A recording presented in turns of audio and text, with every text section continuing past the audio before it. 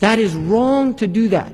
Because everybody who has justifiable mujtahidun that have given their proofs and their opinions about things, we have to respect those. If Mawlid is mukhtarafi, there's a difference of opinion about it. Now what goes on is another matter. There are things in many of the ulama, like Ibn al-Hajj mentions, there are many bid'ah that go on in the mawalid and people should avoid them because of so many bid'ah. But the actual act of Mawlid, now in a country that makes war on the Mawlid, they're celebrating the 100th anniversary of the birth of that nation. Right now. They're celebrating, it's everywhere, I was just there. It's everywhere. The celebration of the birth of a nation. And when I came on the airplane, I'm telling you, this film was as close as you get to shirk. I mean, it was unbelievable. They had a film, and it showed first a desert scene, and it said, from the depths of the Arabian Peninsula came a man with a great vision, a man of the greatest character, a character of nobility and honor, a man of lineage, a man of truth and sincerity. And you're waiting to say the messenger of Allah. It was King Abdul Aziz. I'm serious.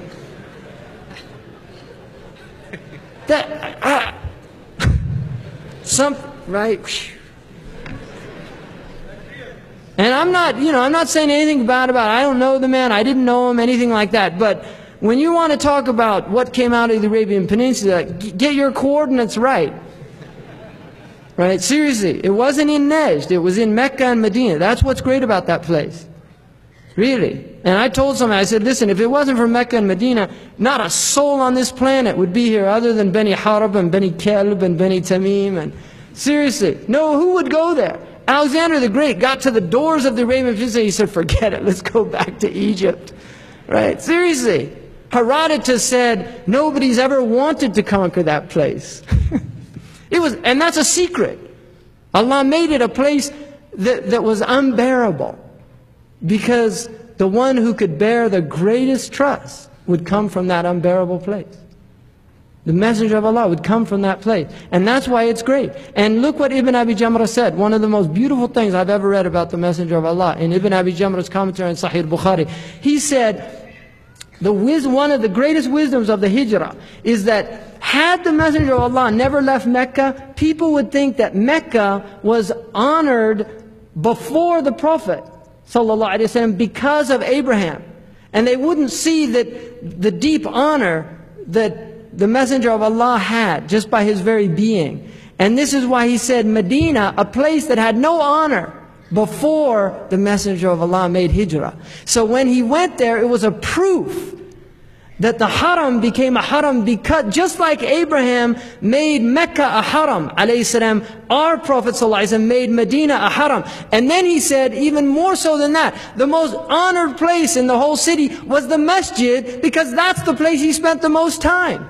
And the most honored place in the masjid was the Rawda, because it was between his house and the mihrab, and he spent more time walking between those two places than any other place in the masjid. And the most sacred place in the entire universe, by ijma', according to Qadi Iyad in the Shifa, is the place that contains the blessed body of our Messenger of Allah. That is ijma', mujma' alayh. And it's a Rawda. It's a Rawda min Riyad al-Jannah. It's in paradise. That place is in paradise. So what I would just say is beware, of mukhtarifi. If it is a valid difference of opinion, and valid means rightly guided imams have differed in it, like photography. Rightly guided imams have said it's haram, and rightly guided imams have said it's permissible, it's mubah, depending on what's in it, of course. Right? So that's a difference of opinion. If you don't like it, don't use it. But don't condemn other people. And there is a permissibility of calling people to the more cautious position, but you do it with lutf and a recognition that if they don't respond to it, you can't condemn them, because it's mukhtalaf fihi. وَالْخُرُوجْ عَنَ الْخِلَافِ مُسْتَحَبْ. To get out of khilaf is mustahab according to the qawaid al-fiqhiyah.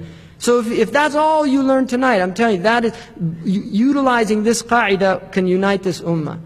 Right? Really. And then finally, after all of those things, is then mira, which is argumentation. We have to stop arguing.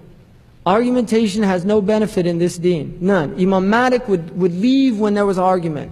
If people start arguing, and somebody, I'll tell you, and I'm just starting to get, people have to realize, if somebody has studied the deen for several years, and you have not, you cannot argue with that person, even if you disagree with them, because you do not have the requisite information to argue with that person.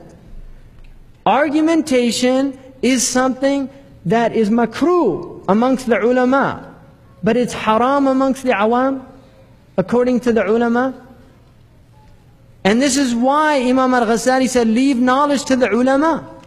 Leave knowledge to the ulama. That does not mean don't become a scholar. But what it means is if you're not an alim, don't start speaking about knowledge because you don't have it. And this is why Imam al-Bukhari says, Bab al-ilmi qabla al-qawli wal-amal, the book or the chapter of knowledge before speaking or doing anything. So really, we have to guard our tongues about argumentation. I mean, there's people argue all the time now. And this is why Imam Ali was asked, how do you know a man? He said, if he speaks, I know who he is instantly. And if he shuts up, I'll work it out in a day. Right? Somebody speaks, he'll expose himself immediately. Either he's a fool or he's an intelligent person, because a man lies hidden under his tongue. So we have to learn our place in the world. This is part of adab. Really, it's part of adab. A student of knowledge is not the same as somebody who's not a student of knowledge. And just because you have your book like Fiqh Sunnah in your house in translation, and your Muhsin Khan Bukhari in translation, and your Noble Quran in translation, does not mean that you are a scholar or even a student of knowledge. Because one of the secrets of this deen is it's taken from other human beings. Allamahu shadid al-quwwa. The messenger of Allah was taught by Jibreel. The ulama say the wisdom in that is to teach the ummah that knowledge is taken from teachers. And he said, إِنَّمَا بُعِثْتُ مُعَلِّمًا. Right? The Prophet was sent to teach people, but he himself was taught, and he was taught by somebody who was less in stature than he was. Which is a sign that we should take from people. Somebody might know tajweed and that's all he knows. And I might be a faqih. And so my knowledge is greater than his knowledge, because knowledge of fiqh is over knowledge of tajweed. But I have to humble myself if I don't know tajweed and go to him and have him teach me tajweed. We have to be humble, and you cannot learn. One of the Salaf said, لا يتعلم إثنان مستكبر ومستحيا. An arrogant person and somebody who's too shy.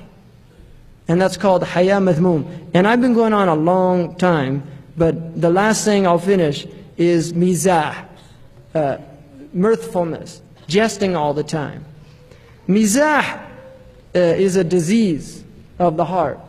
And that does not mean that we can't be light from time to time.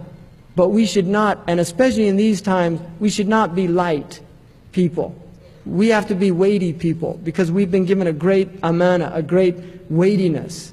And so my advice to myself and all of you is, first and foremost, to make a musharata with Allah, to implement what you've just heard. Really, and I'm making this with Allah subhanahu wa ta'ala, we should make a serious effort in learning these things. We're living in dark ages, but we've been given the light of Islam. And I'll tell you something, one of the most powerful realities of this deen is it never leaves you without guidance, ever.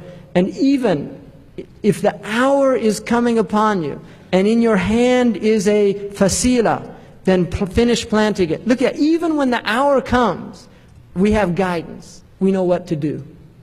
When the Titanic goes down, and I think it's going down, I could be wrong. We want to bring lifeboat. We want to bring the lifeboat of Islam. And we want to, come on board. There's plenty of room. Right? Seriously, come on board. It's going to be tight, but hey, we've been to Mecca. We know what tight's like. It's no problem. We can be patient. Come on board. There's water, there's biscuits, not much. Right? We look pretty pathetic right now, but it's a lifeboat. And the alternative is to sink.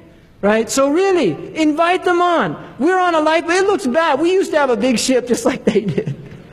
We used to have a big one, but it sunk like all ships sink. It went down. The Ottomans went down. The Seljuks went down. They all went down. Their ships went down. But whenever their ship went down, Allah, survivors, got on some lifeboats and went somewhere else and built a new one. Well, all we've got left is those lifeboats, but alhamdulillah, it's better than nothing. So let's use them and let's invite people on, inshallah. Jazakumullah khairan. Assalamu alaikum.